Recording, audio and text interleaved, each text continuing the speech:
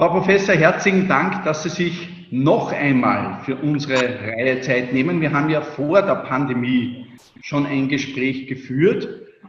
Jetzt wollen wir natürlich eigentlich einmal den Bezug zu der Pandemie herstellen, wenn es um Klima- und ökologische Problematiken geht, beziehungsweise auch schon ein bisschen den Blick werfen in Richtung, was passiert denn danach. Aber fangen wir vielleicht einmal damit an. Noch einmal kurz die Zusammenfassung. Klimawandel, Klimakrise, ökologische Problematik, vielleicht auch nochmal den Unterschied zwischen Klima und Wetter. Wir befinden uns im Hochsommer und die Menschen, glaube ich, bringen da immer ganz gerne ein paar Dinge durcheinander. Können wir jetzt einmal einsteigen, Frau Professor? Ja, danke für die Einladung. Ja, das Wetter ist sozusagen das, was tagtäglich geschieht. Und wenn man das über eine gewisse Zeit sich anschaut, wie häufig tritt was auf, was tritt im Durchschnitt auf, dann reden wir von Klima. Und dieses Klima verändert sich, das heißt, es ändert sich natürlich damit auch das Wetter. Ein einzelner extrem heißer Tag macht noch keinen Klimawandel, aber eine Abfolge, die immer wieder auftritt, wo es jedes Jahr immer wieder ein bisschen mehr höhere Temperaturen gibt oder heißere Tage gibt, das ist dann ein Zeichen des Klimawandels. Und auch Unwetter stehen natürlich in Zusammenhang mit Klima und mit Klimawandel. Wärmere Luft kann mehr Feuchte enthalten und das heißt, es kann auch bei einem einzelnen Gewitter mehr Wasser herunterkommen und das heißt, die Unwetter können extremer werden. Muss nicht jedes Unwetter extremer sein, aber es kann extremer sein und das beobachten wir tatsächlich. Und dann gibt es immer wieder die Leute, die sagen, ja, aber der Großvater hat auch schon davon erzählt und so. Ja, natürlich, das waren damals die außergewöhnlichen Ereignisse, die deswegen auch erzählt wurden, weil sie so außergewöhnlich waren. Und jetzt werden die halt immer häufiger und zum Teil auch extremer. Wir messen also Temperaturen in Österreich, die wir sonst in Österreich nicht gemessen haben. Und das ist ein Zeichen des Klimawandels. Ich glaube, das ist inzwischen anerkannt und wird auch verstanden, dass sich tatsächlich etwas sozusagen an dem Hintergrund, vor dem sich das Wetter abspielt, verändert. Vielleicht noch mal ganz kurz, damit wir nämlich dann auch den Bezug zur Pandemie auch hinbekommen. Der Mechanismus, Treibhausgasemission, Erwärmung sozusagen, dann vielleicht, wer sind denn die Hauptverursacher? Und zwar einerseits Mobilität versus Industrie versus auch was Länder global betrifft, ist das immer auch so. Also diese Veränderungen im Klima, die werden ausgelöst und das ist inzwischen auch wissenschaftlich unumstritten, sie werden ausgelöst durch veränderte Konzentrationen von Treibhausgasen in der Atmosphäre und dieser zusätzliche Input, der zusätzliche Eintrag von Treibhausgasen in die Atmosphäre wird durch uns Menschen verursacht. Und wie? Dadurch, dass wir fossile Brennstoffe verbrennen in erster Linie, nicht ausschließlich, auch die Landwirtschaft oder das Abbrennen von Regenwäldern und so weiter, auch das führt zu einer Zunahme von Treibhausgasen in der Atmosphäre. Aber so ungefähr 90%, also 9/10, gehen etwa auf die Nutzung fossiler Energien zurück. Und wobei tun wir das? Das tun wir alle. Das sind also nicht ein paar Industrien, die da die Bösen sind. Natürlich, es gibt Industrien, die besonders viel Treibhausgase in die Atmosphäre setzen, zum Beispiel Stahlproduktion. Aber im Grunde sind es wir alle, dadurch, dass wir eben mit Autos fahren, die einen Verbrennungsmotor haben, der auf Benzin oder Diesel beruht oder dass wir unsere Wohnungen heizen. Aber natürlich auch dadurch, dass wir Produkte kaufen, bei deren Erzeugung Treibhausgase beigesetzt werden. Und letztlich geht ein Gutteil der Treibhausgase auf Energieerzeugung zurück. Das ist jetzt nicht nur der Strom, den wir verwenden, sondern auch die Energie, die die Industrie braucht oder die Produktion braucht. Das heißt, es geht um woher beziehen wir alle, auch die Industrie, ihre Energie her. Und das ist derzeit noch in einem ganz hohen Maße fossile Energie. Das heißt, das ist in ganz hohem Maße Kohle, Öl und Gas. In Europa vor allem Öl und Gas. Aber in manchen Ländern, wo die Kohlevorkommen reichlich sind, spielt die Kohle auch noch eine ganz wichtige Rolle. Das gilt zum Beispiel für Australien, gilt aber auch für Amerika zum Beispiel. Und wenn man sich jetzt anschaut, naja, welche Länder tragen denn am meisten bei? Ja, dann sind es logischerweise einmal die Großen, nicht? Also große Länder wie China oder wie Amerika tragen natürlich sehr viel bei. China jetzt schon mehr als Amerika. Wenn man es aber durchdividiert durch die Zahl der Menschen, die dort leben, dann sinkt China wieder deutlich herunter, liegt deutlich auch hinter uns. Aber natürlich das große China, wenn das nicht mehr emittieren würde wie das kleine Österreich, wäre das ja ein Wunder. Also das ist der eine Punkt. Der andere Punkt ist natürlich auch, wofür verwenden Sie Ihre Energie? Verwenden Sie sie dafür, dass Sie, die Zähne elektrisch putzen und das Brot elektrisch schneiden? Oder verwenden Sie, um Produkte zu erzeugen, die wir dann kaufen?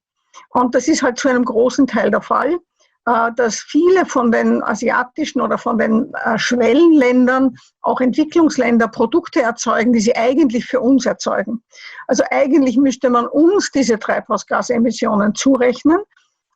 Das wird aber international nicht so gehandhabt, weil es viel leichter ist zu schauen, wo wird die Energie eingesetzt, als wohin geht das Produkt dann und wer verwendet es.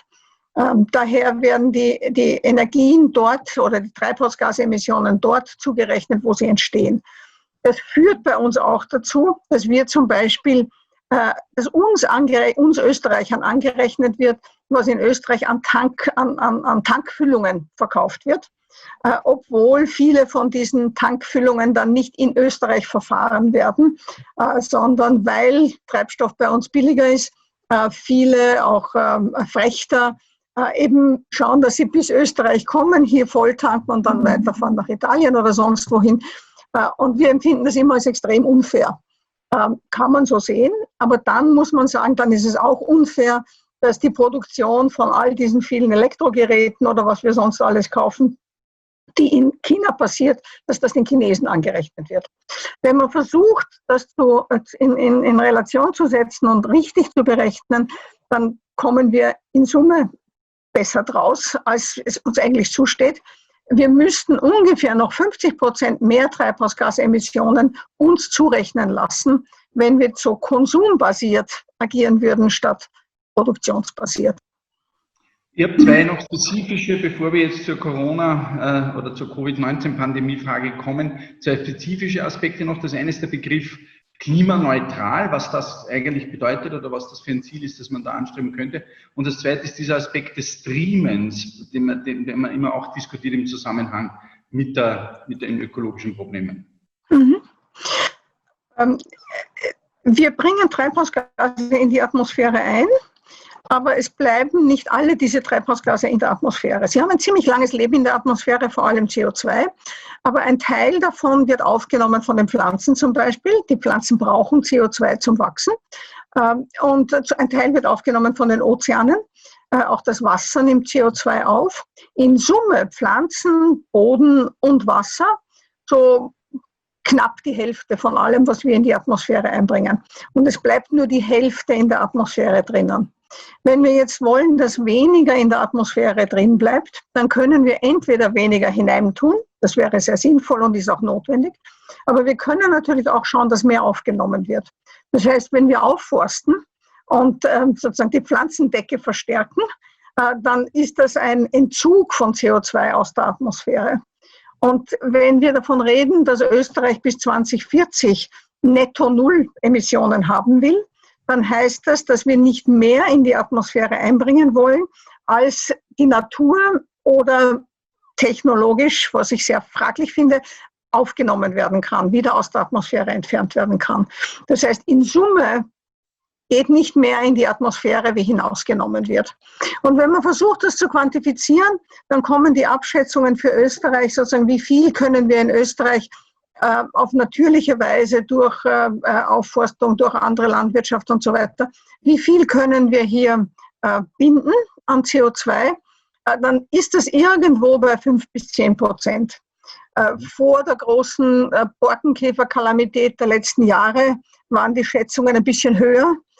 Jetzt, weil wir wirklich Probleme haben, den Wald wieder aufzubringen, sind sie vorsichtiger geworden, die Schätzungen. Aber es spielt natürlich die Versiegelung der Fläche eine wichtige Rolle. Das heißt, wenn ich überall Straßen baue und Plätze und Einkaufszentren baue, dann habe ich weniger Boden, der Kohlendioxid aufnehmen kann. Und natürlich spielt auch die Art der Landwirtschaft eine Rolle. Eine Landwirtschaft, die Humus aufbaut, das heißt, die dafür sorgt, dass mehr Kohlenstoff im Boden gebunden wird, ist logischerweise klimafreundlicher. Und das ist ja eines der wesentlichen Charakteristika der biologischen Landwirtschaft. Zum Streamen vielleicht noch ein Wort, dann sind wir schon, sozusagen haben wir die ganze, unter Anführungszeichen, Einführung ins Thema schon. Ja. Die Mobilität spielt eine ganz große Rolle als Treibhausgasproduzent. Also unser Herumfahren mit lauter individuellen Fahrzeugen verursacht einen wesentlichen Anteil unserer Treibhausgasemissionen. Wir liegen also so größenordnungsmäßig bei einem Viertel der Treibhausgasemissionen, ein bisschen weniger durch Mobilität. Und da ist es irgendwie, liegt es nahe und insbesondere in den jetzigen Zeiten liegt es nahe, dass man sagt, naja, fahren wir nicht so viel herum, nützen wir das Internet. Und das ist grundsätzlich auch richtig. Die Frage ist natürlich immer eine Frage des Ausmaßes, denn auch das Internet ist nicht emissionsfrei und es ist vor allem auch nicht ressourcenfrei.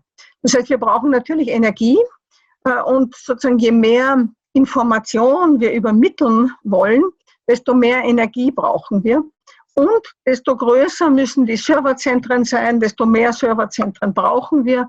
Das heißt, desto mehr Energie und desto mehr Ressourcen brauchen wir. Deswegen macht es Sinn, auch beim Internet sparsam umzugehen. Und es ist wesentlich vernünftiger, sich sozusagen im Paket einen Film schicken zu lassen und den dann am eigenen PC anzuschauen, als sich sozusagen jedes einzelne Bild übertragen zu lassen. Das ist viel, viel aufwendiger. Und daher ist das Streamen natürlich eine Belastung der Umwelt. Und so angenehm es ist, ich denke, das wäre sozusagen ein notwendiger Schritt auch vom Gesetzgeber her, dass gewisse Sachen einfach auch downloadbar sein müssen, und zwar in einer komprimierten Form, sodass diese zusätzliche Energie, die wir brauchen und die zusätzlichen Ressourcen, die wir brauchen, um das Streamen zu ermöglichen, um die zu minimieren.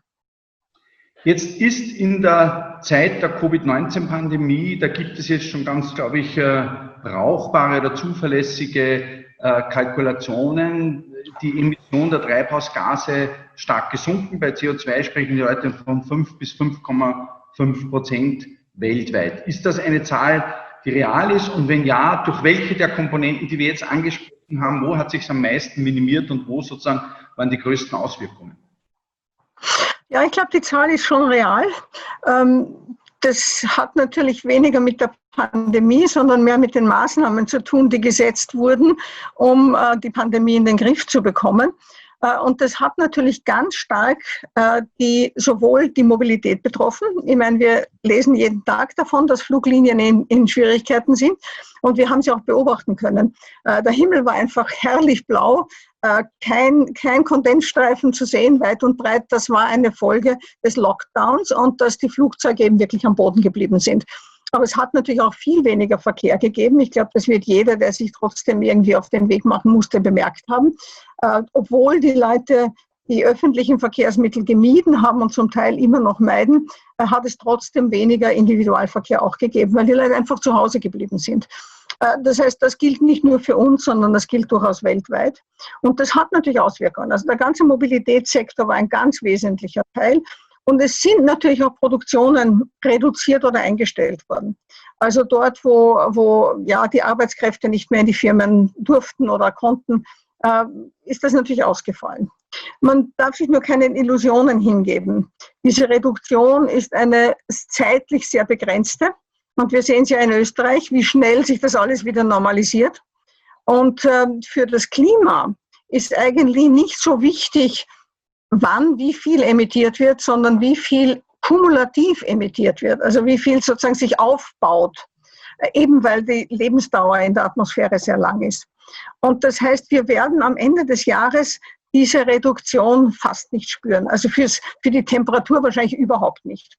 Es ist nämlich so, dass ich habe vorhin gesagt, ungefähr die Hälfte der Treibhausgase bleiben in der Atmosphäre.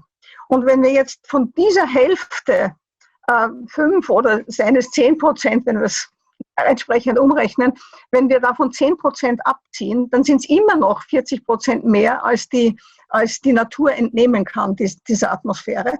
Das heißt, wir sind immer noch in einem Modus, wo die Konzentrationen steigen. Das heißt, die Treibhausgaskonzentrationen werden auch im Corona-Jahr weiter steigen. Und wir haben ja auch schon die ersten Zahlen. Es ist ganz eindeutig, dass die Konzentrationen weiter steigen. Das heißt, für das Klima direkt hat es wenig bewirkt.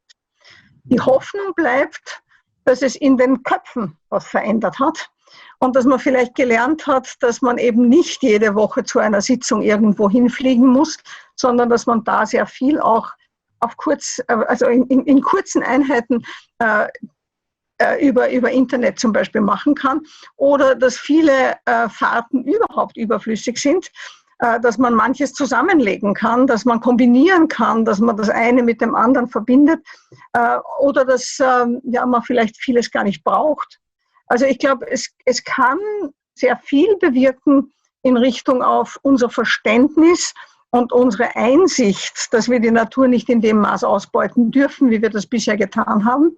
Ich glaube allerdings nicht, dass sich das von selbst einstellt, sondern ich glaube, dass das tatsächlich auch in gewissem Sinne thematisiert werden muss. Sowohl von der Politik als auch von den Medien, als auch natürlich von der Wissenschaft, dass man die Menschen darauf aufmerksam macht. Was war jetzt anders? Warum war es anders? War es unbedingt schlechter? Es gibt natürlich Sachen, die wir nicht beibehalten wollen, und es gibt andere Sachen, die wahrscheinlich sehr sinnvoll sind beizubehalten. Ich habe eine konkrete Frage noch zu dem Punkt. Die Kyoto-Protokolle, das Kyoto-Protokoll sieht ja vor, dass man sich sozusagen bestimmte Ziele setzt und diese dann auch umsetzt und einhält. Hat darauf jetzt die Covid-19-Pandemie zum Beispiel die Chance, dass die eingehalten werden, oder ihre weitere Entwicklung irgendeinen Einfluss? Also das Kyoto-Protokoll ist ja an sich ein Protokoll, das eine Zielvorgabe für die Jahre bis 2015 gibt. Und es ist ja abgelöst worden durch das Pariser Klimaabkommen. Und das Pariser Klimaabkommen hat ganz klare Ziele. Das hat das Ziel, dass die Temperatur sich um nicht mehr als 2 Grad, genauer gesagt heißt es well below, also deutlich unter 2 Grad Erwärmung gegenüber vorindustriellem Niveau hält, also dass wir das nicht übersteigen.